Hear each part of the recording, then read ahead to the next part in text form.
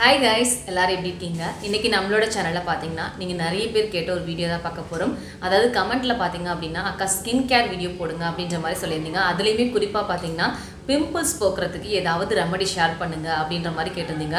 So எனக்கு எப்படி நான் வந்து பிம்பிள்ஸை ரிமூவ் பண்ணேன் அப்படின்றது தான் இப்போ நான் உங்களோட ஷேர் பண்ண போகிறேன். என்னோடய ஸ்கின் பார்த்தீங்க அப்படின்னா எக்ஸ்ட்ரீம் ஆயிலி ஸ்கின்.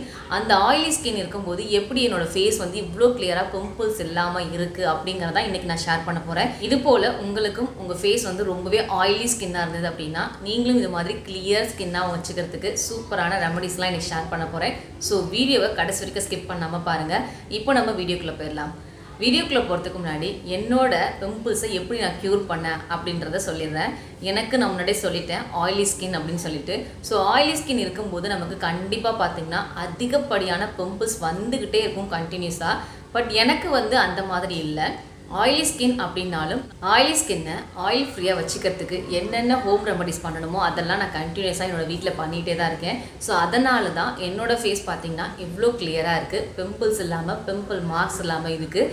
இப்போயுமே பார்த்திங்க அப்படின்னா இந்த இடத்துல எனக்கு பிம்பிள் மார்க்ஸ் இருக்கும். உங்களுக்கு நல்லாவே தெரியும். என்னோடய ஃபேஸில் பார்த்திங்கன்னா எந்த ஒரு மேக்கப்பும் இல்லை. ஜஸ்ட் நான் குளிச்சுட்டு வந்துட்டு பவுடர் மட்டும்தான் டச் அப் கொடுத்துருக்கேன். மற்றபடி வேறு எந்த இதுவுமே நான் போடலை. இந்த இடத்துல நல்லாவே தெரியும், இங்கெல்லாம் இருக்கும். நான் ஆல்ரெடி இன்னொரு வீடியோலையும் சொல்லியிருப்பேன். எனக்கு வந்து பார்த்திங்கன்னா ரீசெண்ட் டேஸில் வந்து இந்த பர்டிகுலர் பேஸில் மட்டும் நிறைய பிம்பிள்ஸ் வர ஆரம்பிச்சிருச்சு. ரொம்ப ஹெவியாக பெருசாக பிம்பிள்ஸ் வர ஆரம்பிச்சிருச்சு. ஏன்னு பார்த்தீங்க அப்படின்னா சம்மர் டைம் அப்படின்னாலே ஆயில் ஸ்கின் இருக்கிறவங்களுக்கு நிறைய பிம்பிள்ஸ் வரும். அதனால தான் எனக்கு வந்து பிம்பிள்ஸ் வந்திருக்கு. இன்னொரு சின்ன டிப் பார்த்தீங்க அப்படின்னா உங்களுக்கு வந்து பிம்பிள்ஸ் இப்போ தான் வர ஸ்டார்ட் ஆகுதுன்னு வச்சுக்கோங்களேன். நீங்கள் ஏர்லி மார்னிங் எந்திரிக்கும் போது உங்கள் ஃபேஸை வந்து ஃபஸ்ட்டு எப்பயுமே செக் பண்ணுங்கள். ஃபேஸில் நமக்கு எங்கேயாவது பிம்பிள்ஸ் வந்து புதுசாக உருவாகுதா அப்படின்னு சொல்லிட்டு.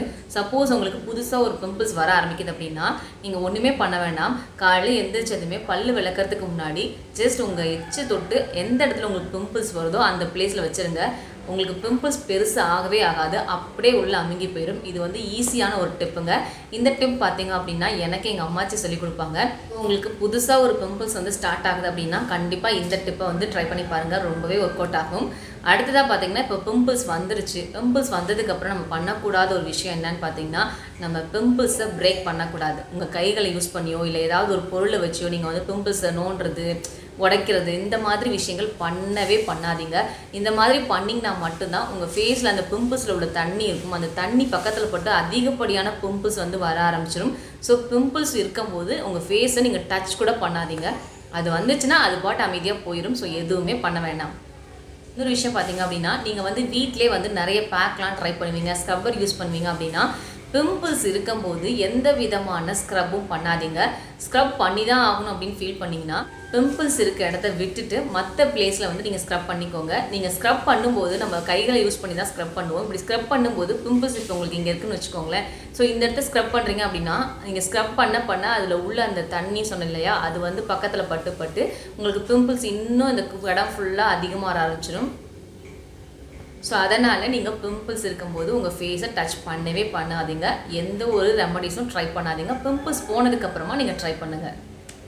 ஓகே, பிம்பிள்ஸ் பற்றி நான் நிறைய விஷயங்கள் ஷேர் பண்ணிட்டேன். ஸோ இப்போ நான் வந்து எனக்கு பிம்பிள்ஸ் போகிறதுக்கு, பிம்பிள் மார்க்ஸ் போகிறதுக்கு நான் என்னென்ன பண்ணேன் அப்படிங்கிறதுல ஒரு ரெமடியை நான் வந்து உங்களுக்கு ஷேர் பண்ணுறேன். ஃப்யூச்சரில் நான் என்னென்ன ரெமடிஸ் பண்ணணும் அது எல்லாத்தையுமே உங்களுக்கு ஷேர் பண்ணுறேன். ஸோ வாங்க இப்போ அந்த ரெமடி என்ன அப்படிங்கிறத வீடியோக்குள்ள போய் பார்க்கலாம். நான் வந்து இப்போ உங்களுக்கு காட்ட போகிறது ஒரு ஃபேஸ் பேக் தான் காட்ட போகிறேன். இதை வந்து நீங்கள் ஃபேஸ் வாஷாகவும் யூஸ் பண்ணிக்கலாம். அதே மாதிரி உங்கள் ஃபேஸில் நீங்கள் பேக்காகவும் ட்ரை பண்ணிக்கலாம். உங்களுக்கு இல்லை அப்படின்னா உங்களுக்கு எங்கெல்லாம் வந்து பிம்பிள்ஸ் இருக்கோ அந்த பிளேஸில் மட்டும் நல்லா வந்து அதை பேஸ்ட் மாதிரி ஆக்கிட்டு அந்த இடத்துல மட்டும் இப்படி வச்சுட்டு வந்தால் போதும். எந்த விதத்தில் பண்ணுறீங்களோ அந்த விதத்தில் நீங்கள் பண்ணிக்கோங்க. சில பேருக்குலாம் பார்த்தீங்கன்னா ஃபேஸ் ஃபுல்லுமே பிம்பிள்ஸாக இருக்கும். ஸோ அப்படி இருக்கிறவங்க இதை வந்து உங்கள் ஃபேஸ் ஃபுல்லுமே ஒரு பேக்காக அப்ளை பண்ணிக்கோங்க. பிம்பிள்ஸ் நிறைய இருக்கும்போது இந்த பேக் போடலாமான்னு கேட்டிங்கன்னா கண்டிப்பாக போடலாம். பிம்பிள்ஸை போக்குறதுக்காக மட்டும்தான் இந்த பேக் நம்ம ட்ரை பண்ண போகிறோம். அதே மாதிரி பிம்பிள் மார்க்ஸ் இருந்தது அப்படின்னாலும் இது க்யூர் பண்ணி கொடுத்துரும். ஸோ வாங்க அந்த பேக் எப்படி பண்ணுறது அப்படிங்கிறத பார்த்துடலாம். ஃபஸ்ட் இந்த ஃபேஸ் பேக் போடுறதுக்கு முன்னாடி நம்ம வந்து நம்மளோட ஃபேஸை வந்து கிளின்சிங் பண்ணி எடுத்துக்கணும். கிளின்சிங்னால் ஒன்றுமே இல்லைங்க, நம்ம ஃபேஸை வந்து க்ளீன் பண்ண போகிறோம். ஃபேஸ் வாஷ் பண்ணுவோம் இல்லையா, அது மாதிரி தான். அந்த ஃபேஸ் வாஷ் பண்ணுறதுக்கு என்ன பண்ணணும் அப்படின்னு பார்த்தீங்கன்னா 1 டீஸ்பூன் அளவுக்கு காய்ச்சாத பால் எடுத்துக்கோங்க. அதில் 1 டேபிள் ஸ்பூன் அளவுக்கு ரோஸ் வாட்டர் ஆட் பண்ணுங்கள். 1/2 டேபிள் ஸ்பூன் அளவுக்கு கிளிசரின் இருக்கு இல்லையா, அந்த கிளிசரின் ஆட் பண்ணி நல்லா மிக்ஸ் பண்ணிவிட்டு ஒரு காட்டனில் டிப் பண்ணி நல்லா உங்கள் ஃபேஸை வந்து க்ளீன் பண்ணி எடுத்துருங்க. அதுக்கப்புறமா இப்போ நான் சொல்லிகிட்டு இருக்க இந்த ஃபேஸ் பேக்கை வந்து நீங்கள் ட்ரை பண்ணிவிட்டு வரலாம். இந்த ஃபேஸ் பேக்குக்கு பார்த்திங்கன்னா ஃபஸ்ட்டு நான் முல்தானி மெட்டி பவுடர் எடுத்திருக்கேன். முல்தானி மெட்டி பார்த்திங்கன்னா நம்ம ஃபேஸில் இருக்கக்கூடிய அந்த எக்ஸஸ் ஆயில்ஸ் எல்லாத்தையுமே ரிமூவ் பண்ணி கொடுத்துரும். ஸோ அதுக்காக தான் நம்ம வந்து முல்தானி மெட்டி இதில் ஆட் பண்ணுறோம். அடுத்ததாக கஸ்தூரி மஞ்சத்தூள் சேர்த்துருக்கேன். நான் சேர்த்துருக்க எல்லாமே பார்த்திங்கன்னா கால் டேபிள் ஸ்பூன் அளவுக்கு சேர்த்துருக்கேன். என் ஃபேஸில் இப்போ வந்து எதுவுமே இல்லை அப்படிங்கிறனால ஒன்லி பிம்பிள் மார்க்ஸ் மட்டும்தான் இருக்குது அப்படிங்கிறனால பிம்பிள் மார்க்ஸ் மட்டும் தேவையான அளவுக்கு சேர்த்துருக்கேன். சப்போஸ் உங்கள் ஃபேஸில் நிறைய பிம்பிள் மார்க்ஸ் இருந்தது அப்படின்னா கொஞ்சம் நீங்கள் அதிக குவான்டிட்டி எடுத்துக்கோங்க.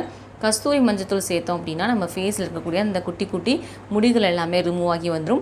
அது மட்டும் இல்லை, நமக்கு பிம்பிள்ஸ் வர விடாமல் தடுக்கிறதுக்கும் கஸ்தூரி மஞ்சத்தூள் ஹெல்ப் பண்ணும்.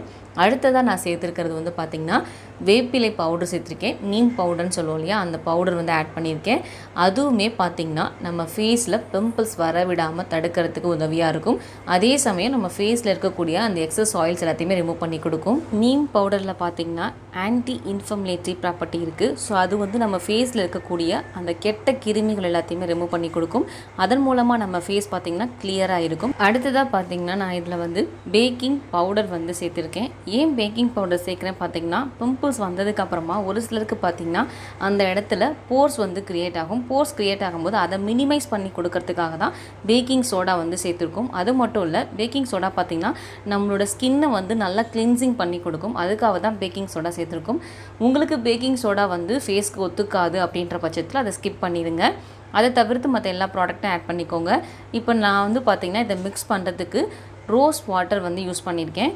நீங்கள் வந்து நார்மல் வாட்டர் கூட யூஸ் பண்ணிக்கலாம், இல்லை அப்படின்னா மில்க்கு கூட யூஸ் பண்ணிக்கலாம். உங்களோட ஸ்கின் டைப் என்னவோ அதை பொறுத்து நீங்கள் மிக்ஸ் பண்ணக்கூடிய பொருளை வந்து மாற்றிக்கோங்க. இப்போ இதை நல்லா மிக்ஸ் பண்ணி எடுத்தாச்சு. இது வந்து பார்த்திங்கன்னா உங்களுக்கு இந்த மாதிரி ஒரு பேஸ்ட் மாதிரி தான் இருக்கும். இந்த பேஸ்ட்டை தான் நம்ம ஃபேஸில் வந்து அப்ளை பண்ண போகிறோம். இதை நீங்கள் அப்ளை பண்ணி ஃபேஸ் வாஷ் கூட பண்ணிக்கலாம். இந்த பேக்கை வந்து நீங்கள் டெய்லி பேஸஸ் பண்ண வேணாம். இதில் முல்தானி மெட்டி சேர்த்துக்கனால நம்ம ஃபேஸ் பார்த்திங்கன்னா ரொம்பவே ட்ரை ஆகிரும். ஒரு நாள் விட்டு ஒரு நாள் பண்ணிவிட்டு வாங்க. இந்த பேக் அப்ளை பண்ணி ரிமூவ் பண்ணதுக்கப்புறமா கண்டிப்பாக உங்கள் ஃபேஸில் வந்து மாய்ஸ்சரைசர் வந்து அப்ளை பண்ணுங்கள். இதை ஃபாலோ பண்ணி தான் என்னோடய ஃபேஸில் இருக்கக்கூடிய பிம்பிள் மார்க்ஸ் எல்லாத்தையுமே நான் வந்து க்யூர் பண்ணிக்கிட்டேன். ஸோ கண்டிப்பாக இந்த ஒரு மெத்தடை நீங்கள் வீட்டில் ட்ரை பண்ணிவிட்டு வாங்க. வீட்டில் ட்ரை பண்ணி பார்த்துட்டு உங்களுக்கு என்ன ரிசல்ட் வந்தது அப்படிங்கிறத கீழே கமெண்ட்டில் ஷேர் பண்ணுங்கள். என் கூட இந்த வீடியோ பிடிச்சிருந்துச்சுன்னா லைக் பண்ணுங்கள். மறக்காமல் உங்கள் ஃப்ரெண்ட்ஸ்க்கும் ஃபேமிலிக்கும் வீடியோ ஷேர் பண்ணுங்கள்.